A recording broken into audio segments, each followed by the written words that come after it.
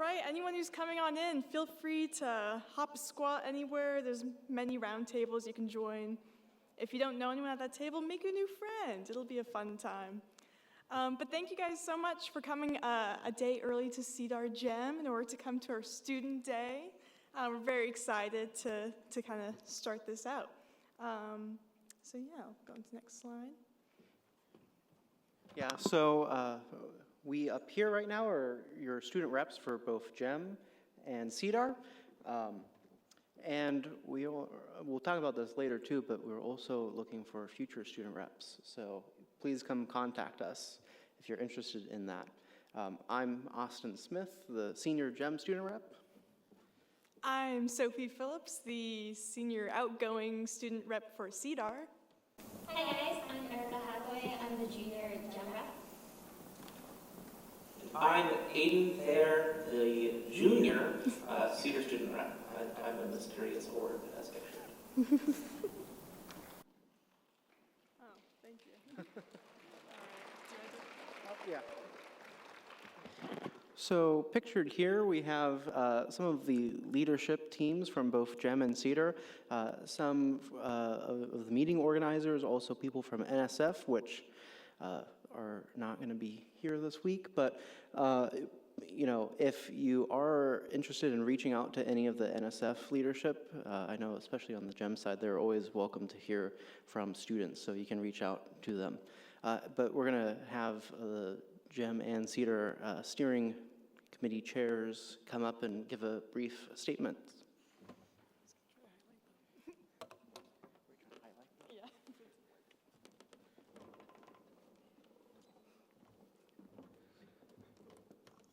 All right, well, welcome everybody. My name is Mark Conde. I am the outgoing chair of the CEDAR Science Steering Committee. And it is just tremendously exciting for me to be here and see everybody here.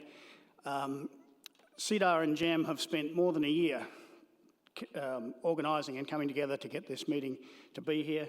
Everybody has worked together so well, and in the 3 years that I've been the chair of the CEDAR Science Steering Committee, including this last year, I have just been astonished and delighted by how well our communities have worked together, and in particular how well our student reps have organised everything. The students, at least on the CEDAR side that I work with mostly, have just been extraordinarily energetic and competent and enthusiastic, and it's been an inspiration. A couple of other things I wanted to say is I think both our communities feel that the students are one of the single most important things that parts of our community. You guys really are the next leaders of space missions and the next chairs of our steering committees. And so it's really important that everything you do is sort of woven into our meeting, and we're really grateful for this session today, all the stuff you've done. It's great to be here. We're in an exciting field. All of our people are doing modelling and spacecraft data and going out into the field. And it really is a good field to be in. And I'm looking forward to seeing all the stuff that you have for us. So thank you for today. We will leave shortly and leave you to the closed session. But welcome, and as I said, everything the students have done has been so impressive so far. So thank you.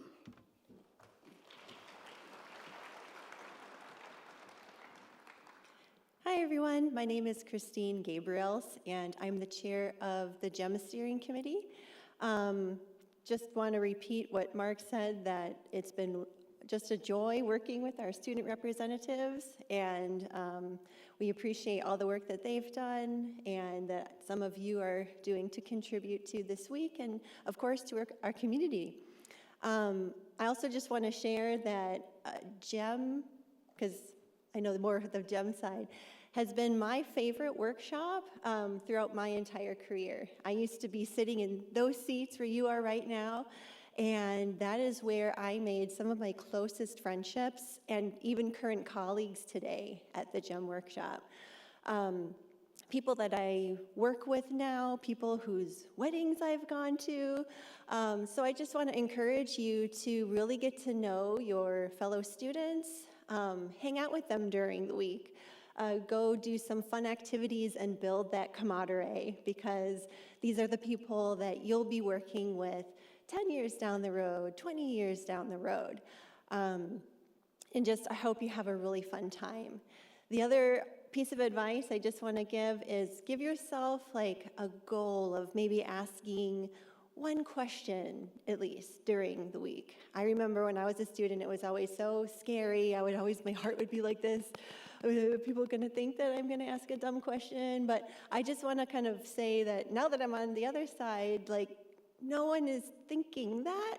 If you are asking a question at all, people are going to think, oh, wow, this student is really engaged. They're interested. I wonder who they are.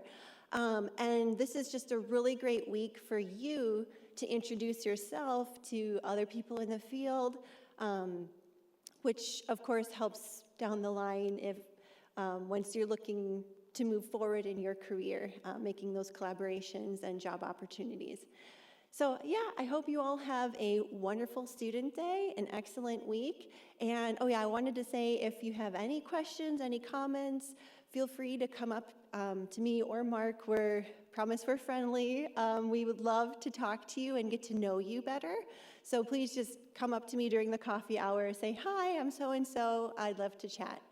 All right, I'll get off the stage now and let you have an excellent student day.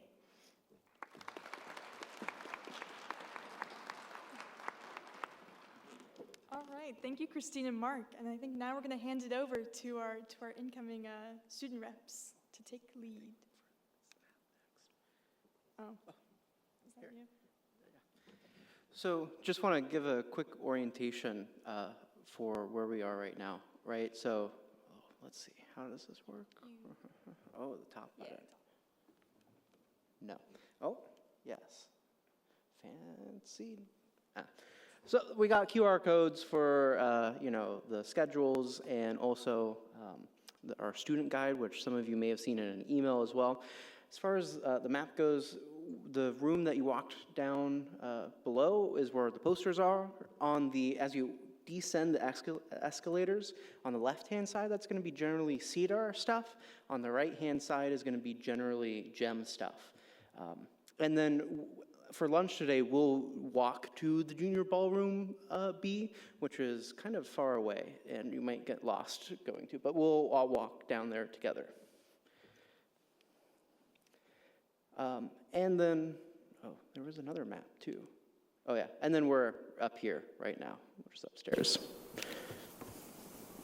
Just a lot of quick announcements. If you guys are volunteering for the plenary session during the week, if you guys could come check in with me in Austin at 7:45 a.m. I know it's quite early, but we need you there before the plenary sessions in the plenary room.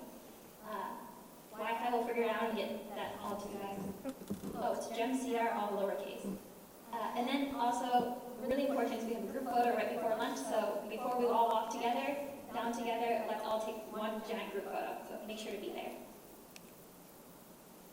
Alright, so GEM and CEDAR are part of NSF, and we're kind of obligated to put this slide up, but it's pretty important, especially considering the environment we're in now. And this is just a slide of the goals of GEM and CEDAR, both scientifically and just in general. I guess the one thing I want to touch on is the different focus groups at GEM. GEM is very diverse, has a lot of topics, and it's kind of confusing, all these acronyms. So we put it up here. There's a lot of different groups based on the different locations or different particle energies. And then we also have resource groups, which are the modeling methods and validation and machine learning groups. Those are applied to every single type of focus group. So you guys can always refer to this. This is actually on the second tab of this GEM online schedule. And as we go through the tutorials for the morning session today, be sure to pay attention to what focus groups might be applicable to the sessions that you're interested in.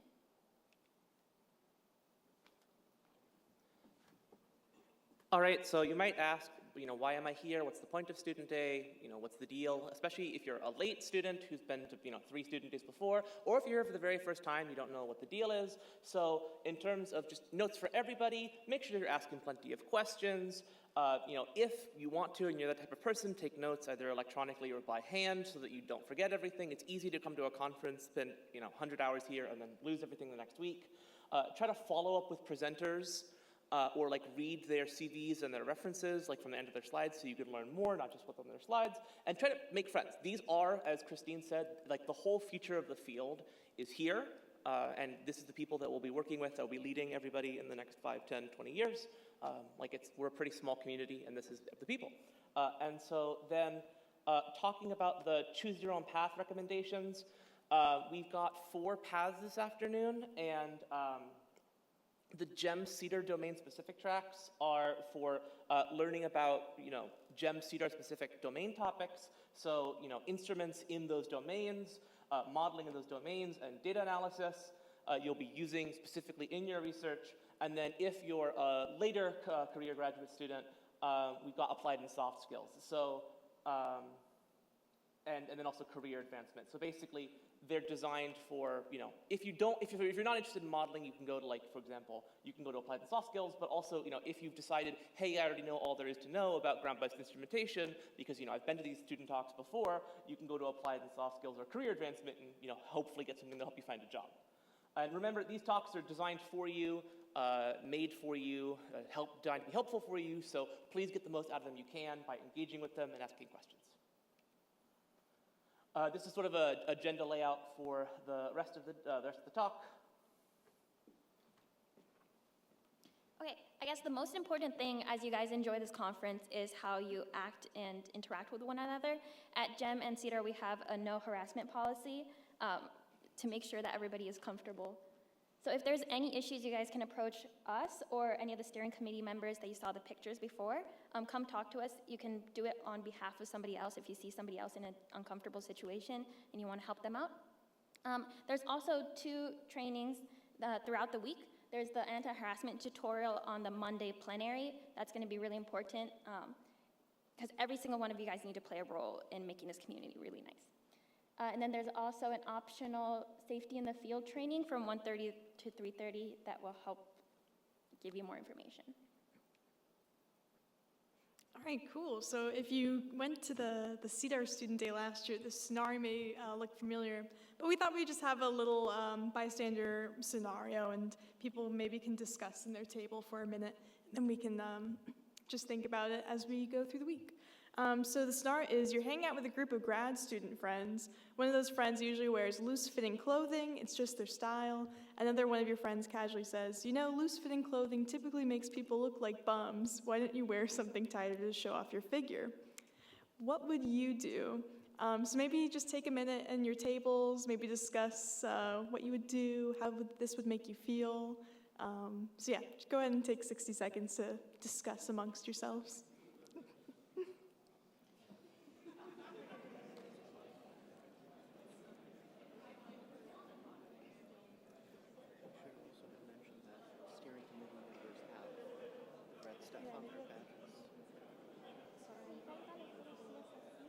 Yeah, fancy. Because we asked the CEDAR people asked if we could get badges for the steering committee. They also wrote how are we doing on time? Plenty of time, right? Right? Sorry, 9? I think so. Okay. Yeah, we should be good. Okay. All right, cool. Go ahead and wrap up your discussion. Awesome. Cool. All right, well, hopefully you had some good discussion.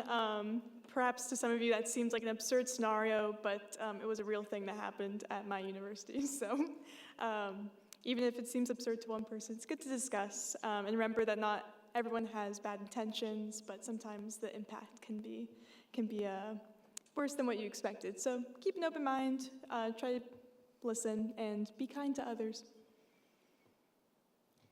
We also know that GEM and CEDAR can be a stressful week, especially if it's kind of your first time, you have a lot of work on your plate. So your mental health does matter to us. If you need help, please do reach out to the numbers here. There's also a Compassionate Leadership for Burnout session on Thursday, and that's going to help you guys manage burnout throughout your grad school career.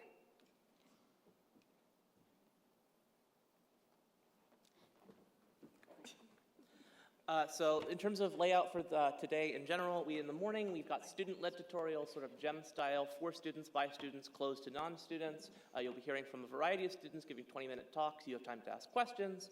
And then in the afternoon, you get a nice little break where we're going to do a photo and lunch provided by the conference, yay for free food. We love not paying money for things.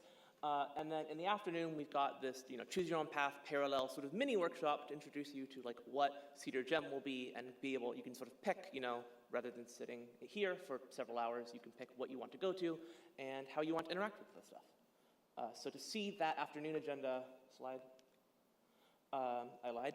Student events, go back. There. Oh, there we go. Yeah, there's the afternoon schedule. So this is the parallel workshops. It's from 1:20 to 4:40. This is the CEDAR domain, GEM domain, career advancement, and applied skills. So basically, the track is all in one room. So if you want to stay in one place for, for 3 hours, you can. I'll be at the CEDAR domain room. Erica's in GEM. Sophie's in career advancement, and Austin's in applied and soft skills. And you can see the schedules there with all of our speakers. If you're interested in detailed session descriptions about what they might be talking about, you can scan the QR code. It was also sent out an email about the CEDAR and GEM student lists. This is what we're doing. In terms of student events throughout the week, we're offering lunch for CEDAR and GEM students on Monday. If you registered for the GEM e-lunch, there can be some walk-ins, but it's not too much room. There's dinner for everybody on all students on Monday. Is the career panel dinner. Please come to that. On Tuesday, there is the election lunch for GEM. And then I'm going to let Erica take this over because I can't read this. Sure. So on Tuesday, there's the GEM election lunch. That'll be for people who want to listen to the different student representative runners. And then we also have the baseball game. If you guys have signed up, I think there may or may not be slots left. There are tickets left. There are tickets left, so if you guys want to watch a baseball game on Tuesday afternoon with some, not just students, but with the GEM and CEDAR community, you guys can do that. I think there will be transportation to the baseball game. Oh, JK, you walked. It's quite close, apparently. So on Wednesday, both the CEDAR and GEM lunch is not provided, but there is a hobbyist lunch hosted by Kat Davidson, who was a student. And so that's going to be really fun, so we hope to see you guys there. And then after the poster session on Wednesday, there's going to be Queer Beers, which is led by Will. It's a really fun event to get to know people, so you guys should be there as well. On Thursday, there is a feedback lunch for CEDAR. Nothing for GEM, sorry, but... We both get one lunch. Yeah. But there is a banquet for dinner, so if you guys want, skip lunch and eat dinner. Anyway. Yep. All right, so you guys are going to get out of GEM and CEDAR as much as you want to be involved, right? So it's pretty important, if you want to have a good time, to connect with the people around you. So you can get involved literally in the GEM CEDAR organization by running for student rep or trying to be involved in the Student Advisory Council. Just let us know by emailing us. And then you can also go to all the different events that we listed and the different socials. And include many friendly faces as you can. So I know a lot of us have friends here already, but there are a lot of new folks too. So if you see anybody that might look like they want somebody to hang out with, invite them. You might form a new collaboration or a new bestie. The second one is there is now a heliophysics Discord. So this is separate from the GEM Discord and the CEDAR WhatsApp. This is going to be for GEM, CEDAR, Shine, anybody in the heliophysics domain. And the idea is that we can have a same Discord channel for GEM and AGU, et cetera, et cetera. The third QR code is a shared Google Drive. If you guys take any photos with just hanging out with friends and whatnot, please do upload it there. The more the merrier. And then I know that one of the biggest concerns right now is kind of our future, and including that for the conference. There's going to be several plenary talks later this week that's going to address that, and town halls as well. But you guys can also do your part in advocating. There's a lot of science communication sessions later in this afternoon as well, that you guys can learn how to communicate your science, not just to the scientists around you, but to the general community. There's also gonna be little videos that you can film with Murti, and explaining why your science is important, and we're gonna be giving it to some of the people who make the decisions. One last thing is please do fill out any feedback surveys that we do send you, and the reason why they're important is because we need numbers to give to NSF so that NSF can give it to other people who give us funding. If you don't fill out the surveys, we can't tell them what you don't like and then make changes. Those changes help us do things like give you lunch at Student Day, or make Student Day shorter or longer. So if you hate something or you love something, please, please, please fill out the survey. Or if you think everything is fine, please, please, please fill out the survey. Please.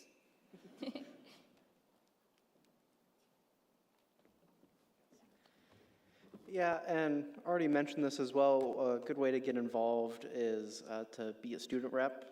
There's different processes for both GEM and CEDAR. For CEDAR, you're going to email Sophie and Aiden to explain why you're interested in becoming a CEDAR student rep. And then for GEM, we have our student election lunch. So please come talk to me and Erica. Email us if you're interested. There's been emails. You can see what's required from the role as well. And then on Tuesday, we'll have our election lunch it's a town hall style as well.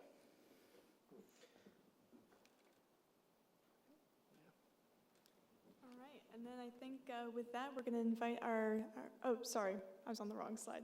We want to say a huge thank you to our student tutorial speakers who are about to talk to you, any student volunteers who are helping us out today and this week with the plenary, and the student tutorial posters, which are hung up around this conference center. So if you all take a moment, a round of applause.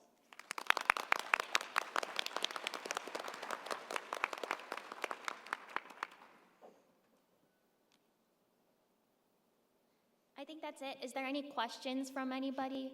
You can ask them later too, but.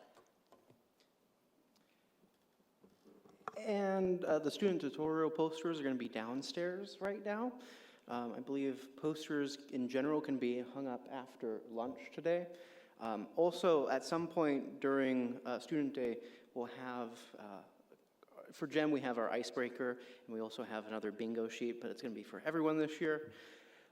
We do have a prize, which is effectively cash equivalent of $30. So if you fill out the whole icebreaker scavenger hunt, and if you get a bingo, you will post in the heliophysics Discord that you got bingo, and then you will be entered. I think we haven't quite figured it out, but there will be some weighting. So, if you're first to get bingo, you will be weighted higher, and if you're second, you'll be weighted a little bit less. So even if you are not the first person to get bingo, you may still get this great prize that we have for you. Oh. And one last thing is, as far as contacting people throughout the week, on our badges, steering committee members for GEM have red text, and then for CEDAR, there's a nice little red banner. So it makes it a little easier to identify the steering committee members throughout the week.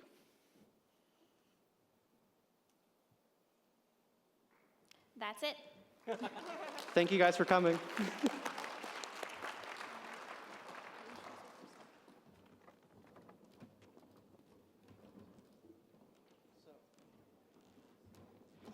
Yes, and our first student speaker on the schedule is Oshina, who will be talking about kind of intro to plasma physics.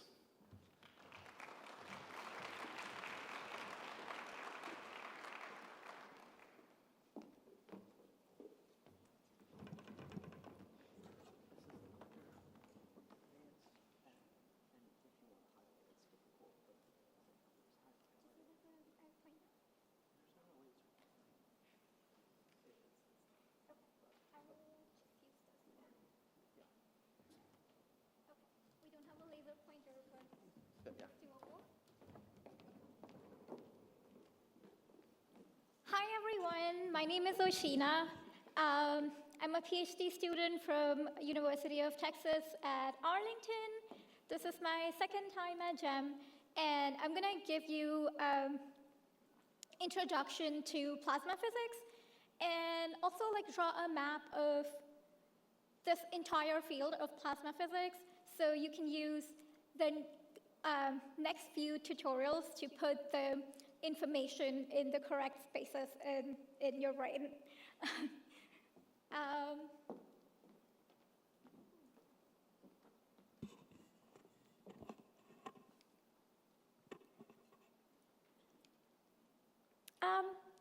99% of all matter is plasma, and this encompasses all the physics that we study. Theoretical physics, quantum physics, statistical physics, all the kinds fall under this. It's a very vast field, but we're gonna break it down into small chunks and begin. Because this is the first talk of this entire week, it's gonna start easy. Can I have a show of hands of how many of you are attending GEM for the first time? Oh my God, that's a lot. It's great. And can I get a show of hands? How many of you are undergrads? Oh, awesome, welcome. All right, so if you see a lot of spaghetti equations on the screen, don't be scared. Chances are you've already seen it before. If not, we'll figure it out. This is an image of where in universe we see plasma. And we see plasma in the accretion disk of black holes. And this is the M87 black hole. Here's another cool picture of plasma in the Bubble Nebula. And this is my favorite one. Here's a picture of auroras, a volcano erupting, and Milky Way in the same picture. This was taken in Iceland, and this is absolutely beautiful, and it shows the different realms of plasma physics beautifully in one picture. You can see the Milky Way, and it has all kinds of plasma in ISM, interstellar medium, stars, and then you have auroras, and the volcano erupting must be outgassing some gases which will go to ionosphere, ionize, and maybe affect Earth's climate in many, many years. So what is plasma? It's the fourth state of matter, and in lay terms, we can say that it's ionized gas plus heat.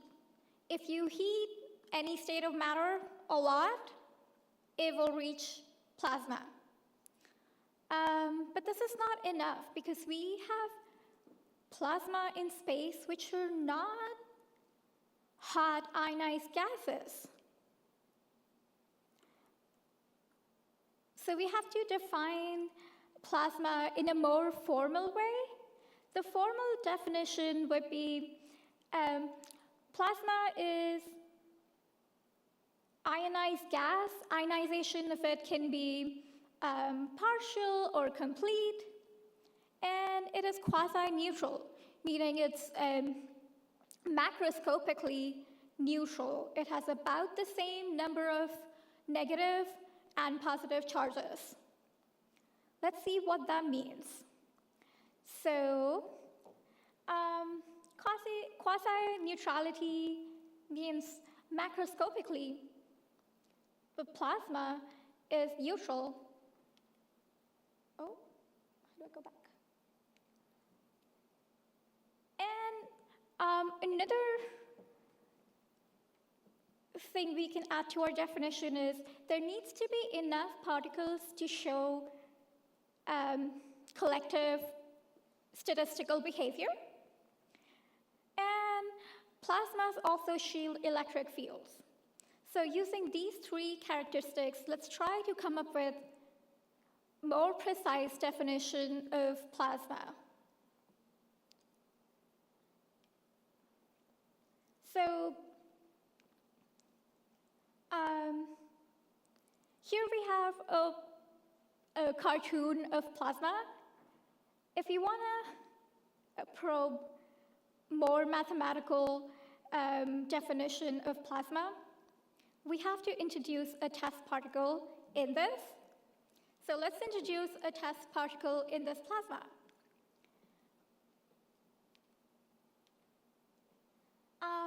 When you introduce a test particle in plasma, you get partial charges developing around that test particle, and it sort of creates a sphere around the test particle, test charge. So let's look at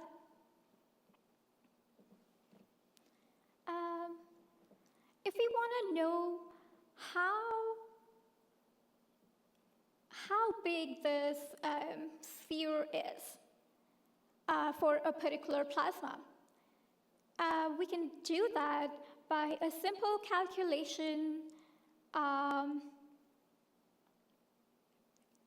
which is we first write the Poisson equation for the partial charge that has developed, and we also can write the number density of charged particles in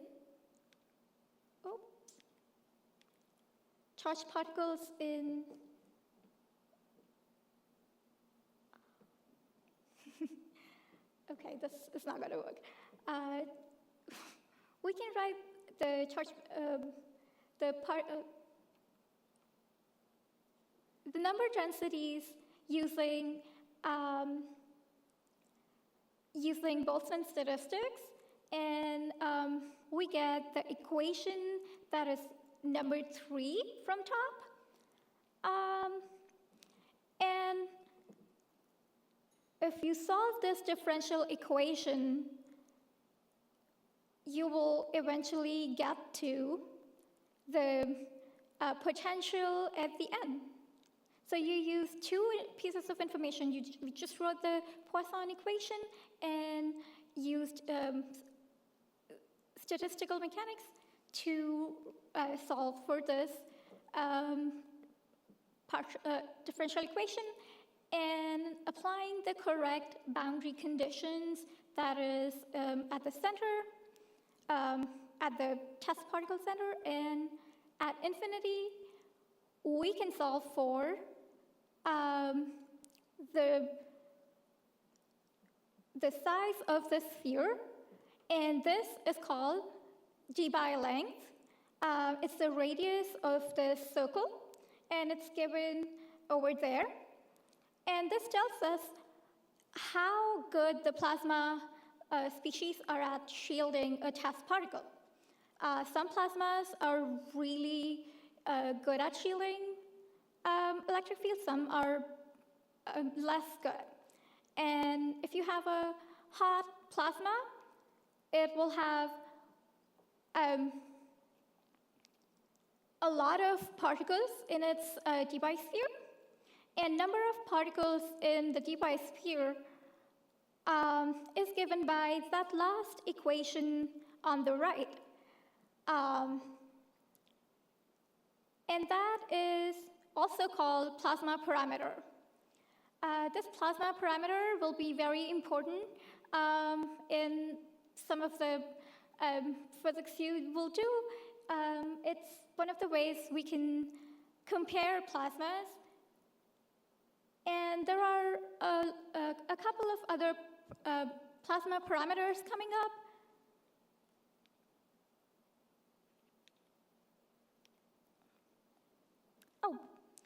Here's a comparison of number density and temperature. And you can see that hot plasmas have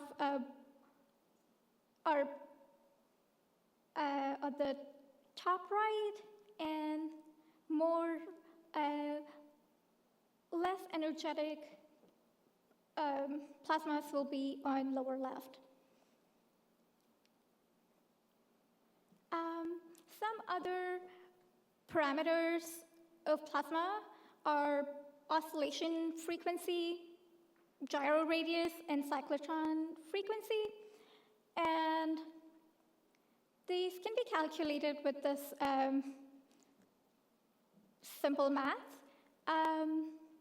If you have a plasma and it has lots of particles, and you want to take a snapshot of the plasma in some time, you'll have consider a volume in the plasma, and if the volume has some charged species which are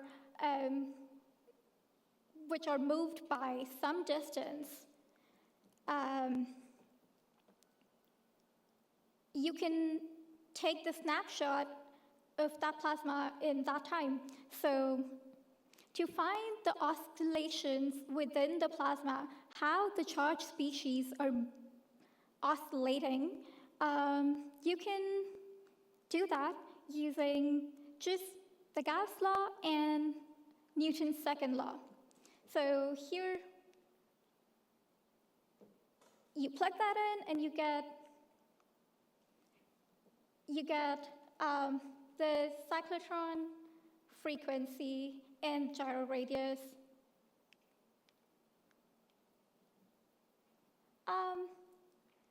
So we talked about dBi length and plasma oscillations. dBi length is a length parameter. It's a length scale, and it lets you look at plasma at across different temperatures. And plasma oscillation is a time parameter, and there are lots of other parameters that are used depending on what kind of plasma physics you want to do. There are some frameworks which use some parameters, and other frameworks use others. These are some theoretical descriptions of plasma that you'll hear about today and later in the week. And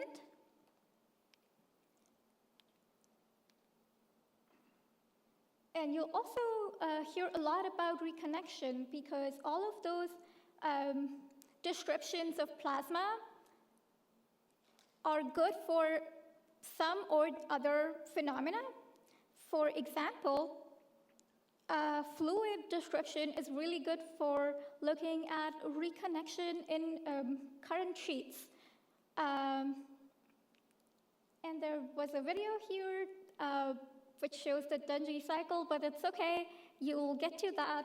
But it essentially showed how reconnection in the magnetosphere can be looked at using fluid mechanics, but closer to Earth, when you're looking at auroras, you will need something else, like the kinetic description of plasma to look at the auroras. Oh.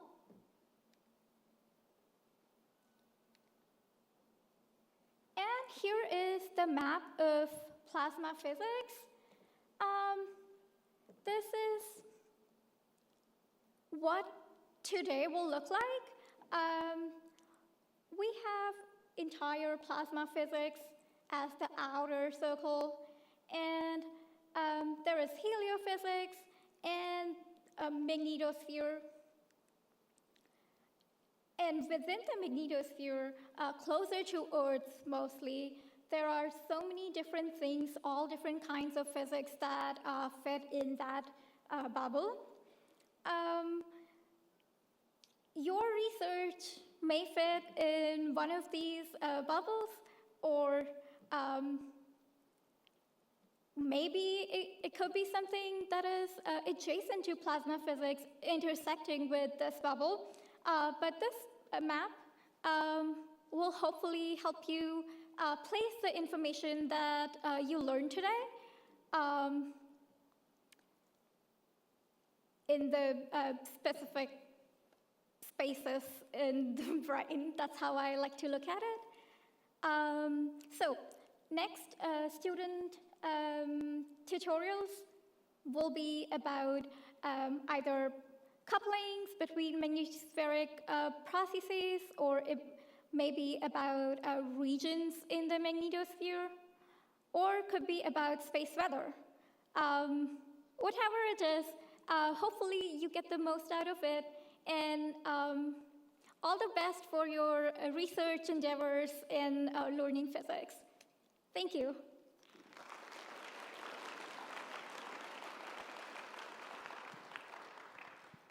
All right, great talk. Are there any questions from the audience?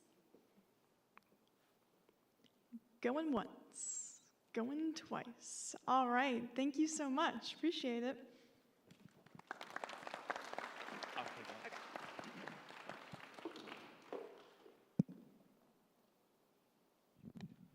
Our next speaker is Vincent Ledvina, Aurora Chaser Extraordinaire from University of Alaska Fairbanks, to give a talk on space weather.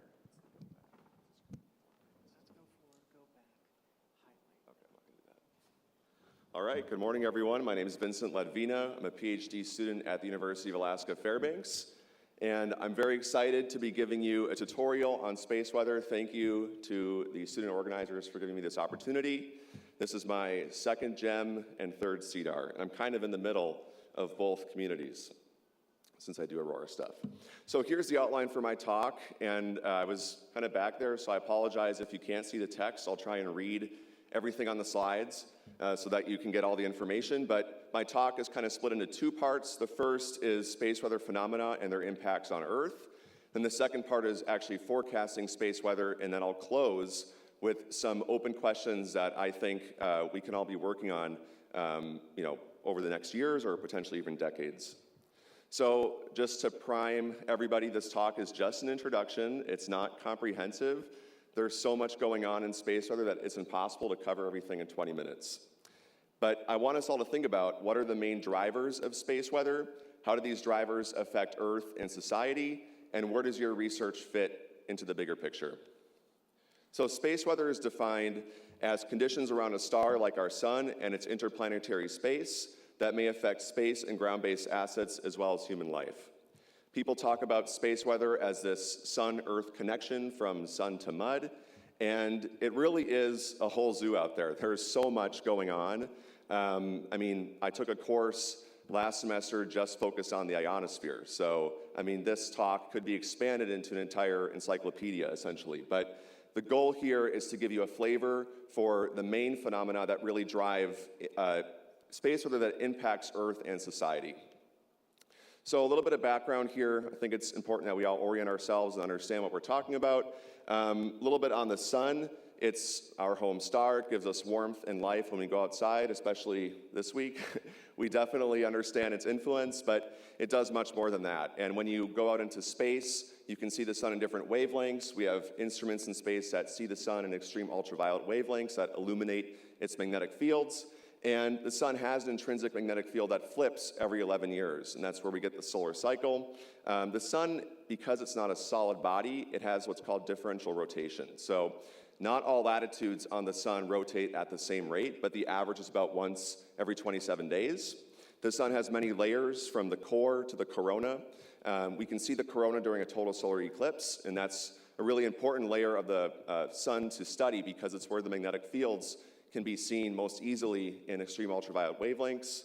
And there's convection on the sun. It's what transports flux from the core to the surface. And there's a movie of what's called granulation there in black and white on the right-hand side of the screen. And each one of those little granulation cells, it's kind of like a boiling pot of water, is about the size of Texas, or 2.5 times smaller than Alaska.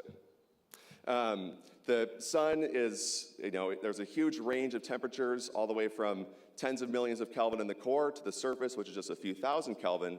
And then mysteriously, perhaps, the corona is much hotter. It's, again, on the order of millions of degrees. And the corona kind of fades into the solar wind, and there's particles like protons and electrons that are accelerated, along with, since it's a charged particle and it's moving, it has a magnetic field, and that we call the interplanetary magnetic field, or IMF. And this IMF, because the sun is rotating and the flux is frozen in, forms a Parker spiral, which you can see on the top right. So a little bit about the Earth. Okay, good. The Dungy cycle video is playing there. So Jody and Jackson will be talking more, I'm sure, about magnetic reconnection and Dungy cycle, and I'm glad that that was brought up in the last talk. But Earth has an intrinsic magnetic field as well, which is quasi-dipolar, so kind of like a bar magnet. It extends out into space, and if there was no solar wind, it would basically be like a perfect sphere. But because we have solar wind, it compresses the magnetic field on the day side, and it stretches it out on the night side, so it kind of looks like a comet's tail. And the solar wind couples with Earth's magnetosphere through magnetic reconnection. Earth's magnetic field, importantly, flows from south to north. So in outer space, the magnetic field comes out of the South Pole and back down through the North Pole. If you just do that motion with your hand, it's going up. So the Z component is up.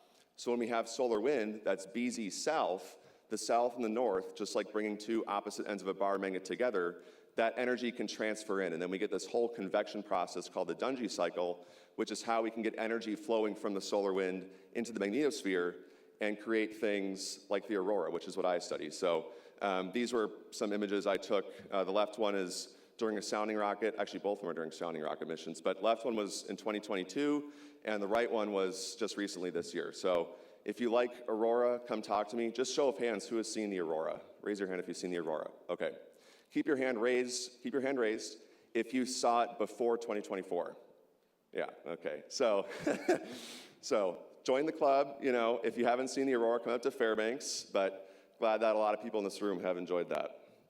So let's cover the big four space weather phenomena. We have solar flares, coronal mass ejections, solar particle events, and high-speed streams. These are sort of, in my opinion, how we can break down, remember that slide where I had a million pictures?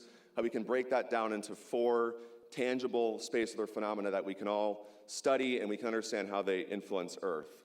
So solar flares are just big bursts of electromagnetic radiation. It's just light. So once we see them at Earth, they're already affecting us. It takes roughly 8 minutes to transit.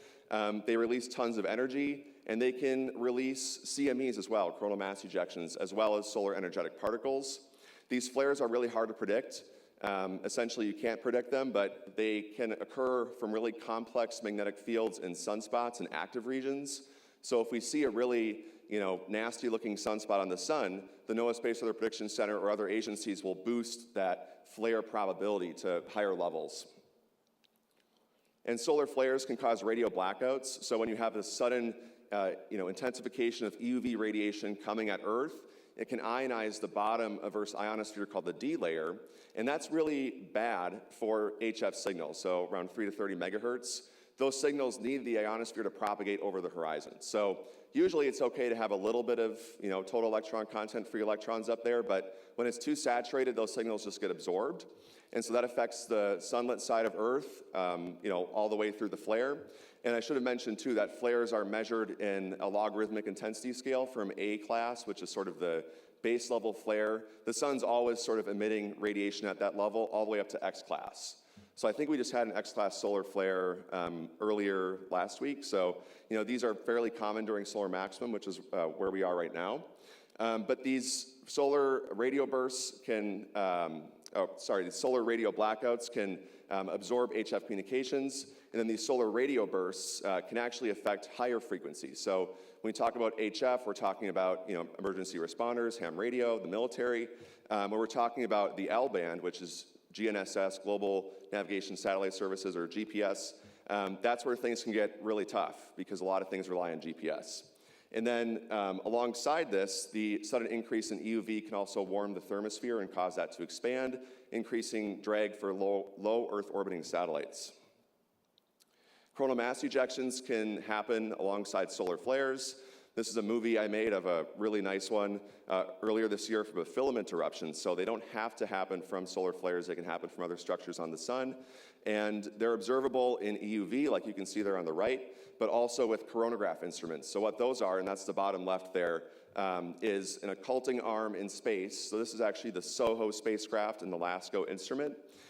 It's an artificial eclipse. So what you're able to do is block out the really bright light of the sun and see the solar wind coming off. So when there's this big ejection of solar wind called a coronal mass ejection, scientists can track where that's going, how fast it's expanding in the image, and sort of plug that into models and figure out if it's going to hit Earth and when it's going to hit Earth. And why we care about that is because CMEs can cause geomagnetic storms. And I just want to throw up this plot there on the bottom right, and that's the disturbance storm time, or DST index. This is one way that we can kind of characterize geomagnetic storms. So when CMEs first hit Earth, it compresses Earth's magnetosphere on the day side, and we get a little positive jump in the DST, which we call the sudden storm commencement.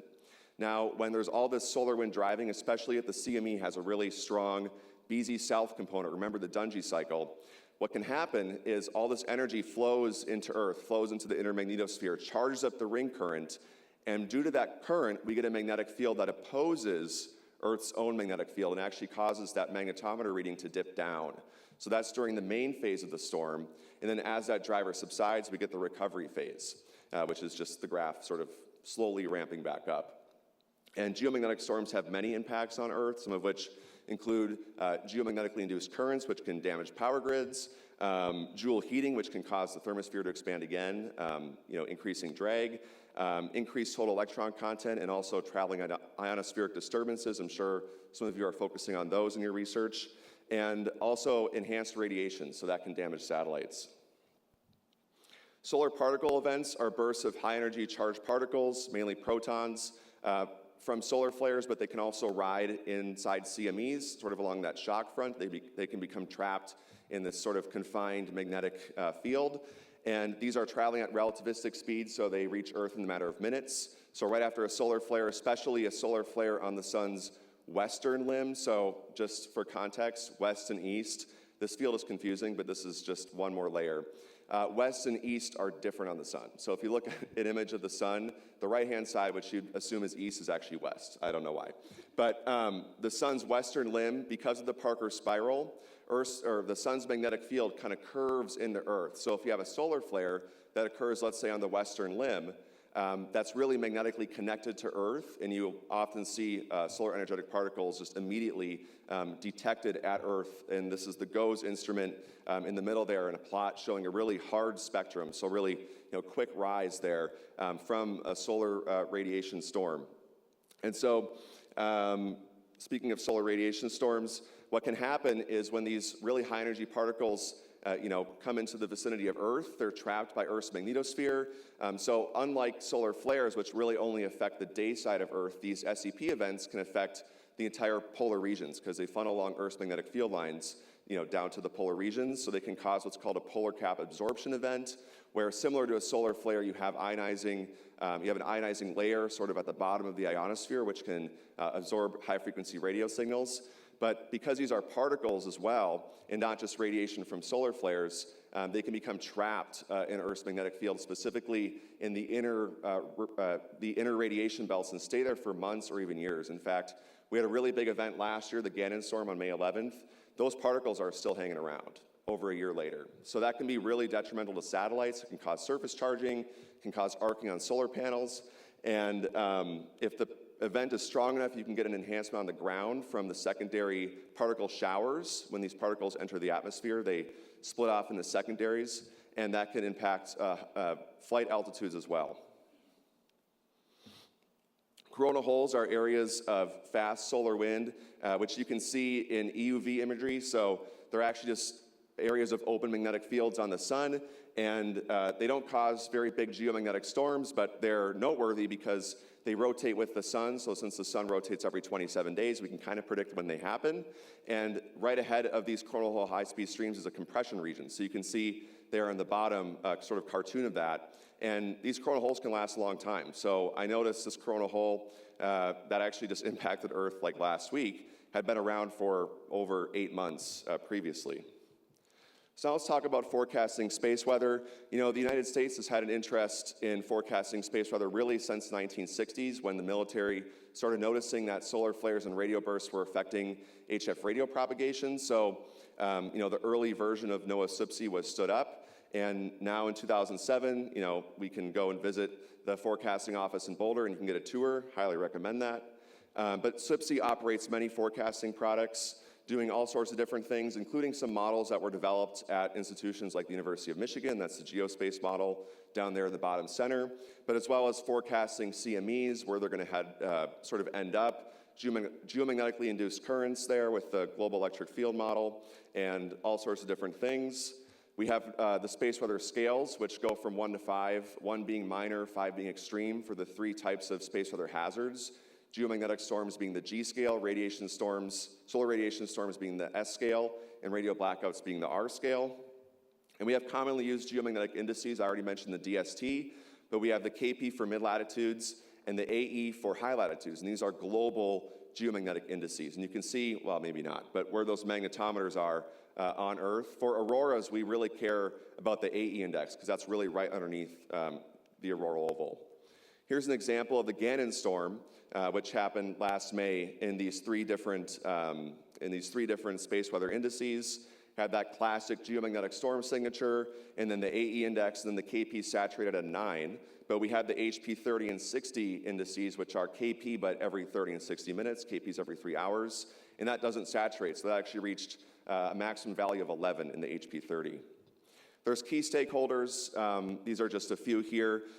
In particular, I want to highlight the precision agriculture industry, because they rely on precision GPS for planting. And it just so happened that May 11th last year was a really good night to be planting your crops. And they couldn't do that because they need precision on the order of inches. They were getting precision on the order of hundreds of feet. So actually, the estimated economic impact of the Gannon storm on just the farming industry has been noted to be over $500 million just in the US.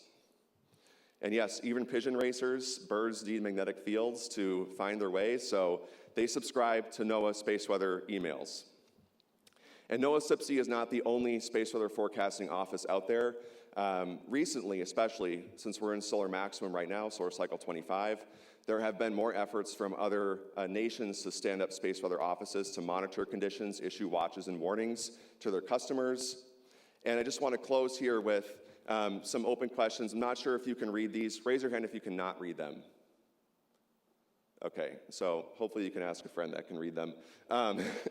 But, you know, I'm not the person necessarily that has the answers to all these questions, nor are these all the questions that need to be answered. But, you know, we're going to be hearing this week about sort of the changing environment and the funding situation.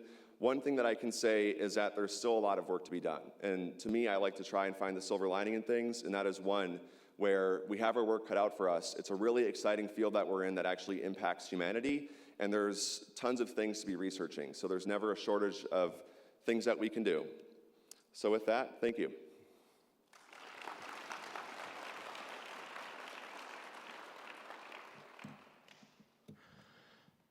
Do we have any questions for the wonderful talk, Vincent? Do we have questions for Vincent? Raise your hand.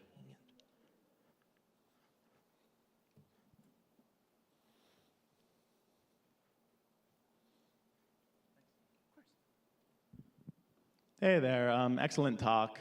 I have kind of maybe a simple question.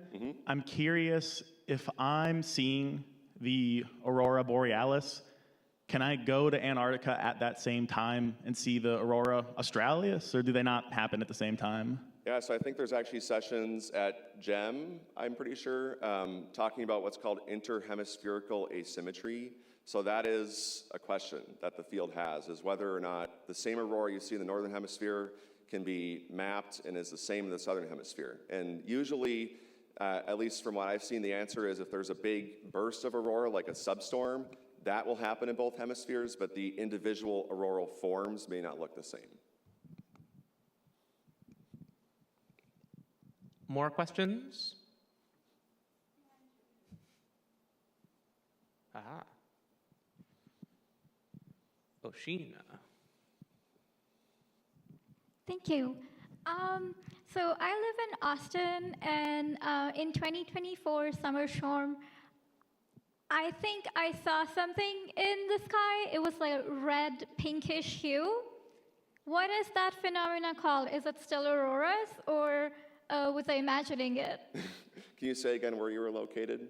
Austin, Texas? Austin, Texas. So if that was during the Gannon storm, it's certainly possible that that was aurora that you were looking at, probably off to the north, or was it overhead? Was it to the north or overhead? North. Yeah, so it's probably aurora. I know during the October storm, there was what's called a stable auroral red arc.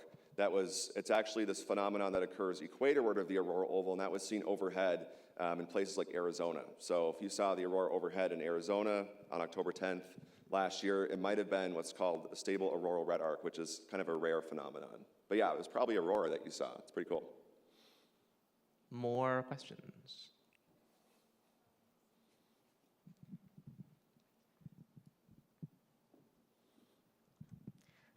Thank you so much for such an interesting talk. So I have two questions. First is, what's the difference between the ACP, like the solar energetic particles, and the coronal mass ejections? And the second is, would you mind throwing some light on what is bursty bulk flows? Yeah, so first question, SEPs and CMEs. So SEPs, there's some differences. I think the main one is just the timing. Solar energetic particles usually arrive at Earth in a matter of minutes because they're traveling really fast or high energy. And then CMEs typically take days to arrive. So we're talking speeds of around 400 to 1,000 kilometers per second. So if you just do the napkin math, that's around, maybe 1 to 3 days. And then for bursty bulk flows, now we're talking about inside of Earth's magnetosphere, and those are usually associated with substorms. So if we go back to the Dungy cycle slide, and I'll just quickly go over this. What can happen is in the reconnection in the tail, that sends particles to Earth's night side in these flows, which we call bursty bulk flows. And then when they reach the inner magnetosphere, they sort of slow down and they deposit their energy and can set up substorms. So yeah, kind of over here. So maybe that animation will play again, but yeah, hopefully that answers your question. Thank you. We have time for one more question. Run all the way across. We have 2 mics, and we get to go all the way across. There we go. Hi, excellent talk. My question is, if I'm planning to look at effects of sun on different planetary magnetospheres, what parameters can I use to figure out solar activity? Is it just sunspot numbers, or maybe there is something else? Yeah, so if you're talking about sort of like the solar climatology on the order of months to years, I would use the sunspot number because as the solar cycle waxes and wanes, sunspots are a proxy for the sun's activity, so you could use that. You could also use what's called the F10.7, which is the solar radial flux at 10.7 centimeters. That's been going back for hundreds of years as far as I know. And then you can also look at things like the different solar wind magnetic field components, like the BX, the BY, the BZ, the speed, the density, the temperature, things like that. Okay, thank you. We'll now be going into a short coffee break, so you guys can get up, stretch, grab something to drink, go to the bathroom, whatever you need to do, and we'll be back in about 10 minutes.